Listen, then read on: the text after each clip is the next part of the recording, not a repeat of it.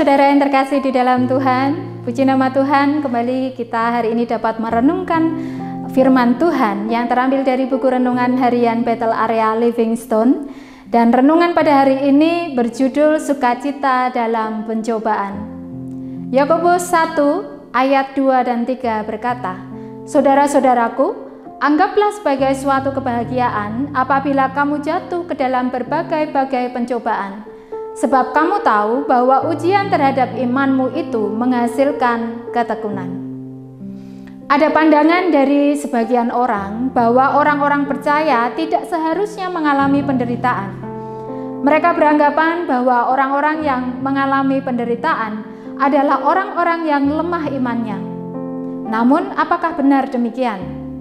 Tentu tidak, karena kuat dan lemahnya iman seseorang bukan dilihat dari apakah mereka mengalami penderitaan atau tidak, namun dilihat dari cara mereka memandang dan merespon penderitaan yang dihadapinya.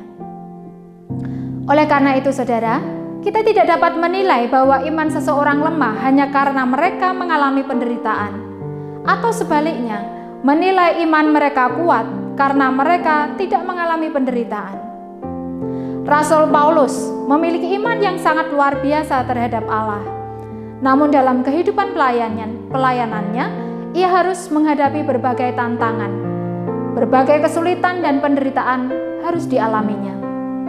Namun, meski di dalam penderitaan, ia tetap bersukacita di dalam Tuhan. Ayat renungan hari ini mengingatkan kepada kita untuk dapat meresponi pencobaan dengan benar, yaitu memandang pencobaan sebagai suatu kebahagiaan, karena pencobaan merupakan bentuk ujian terhadap iman kita, yang pada akhirnya akan menghasilkan ketekunan di dalam diri kita. Mari kita pandang pencobaan dengan cara pandang Tuhan, di mana pencobaan merupakan sebuah sarana untuk mencapai pertumbuhan rohani kita. Tuhan memakai persoalan untuk membuat kita menjadi semakin tekun di dalam iman.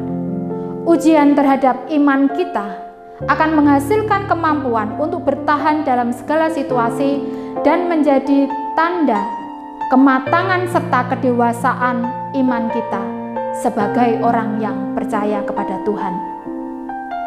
Hanya dengan berada dalam tekanan pencobaan, kita dapat menguji dan mengukur kedalaman iman kita kepada Tuhan.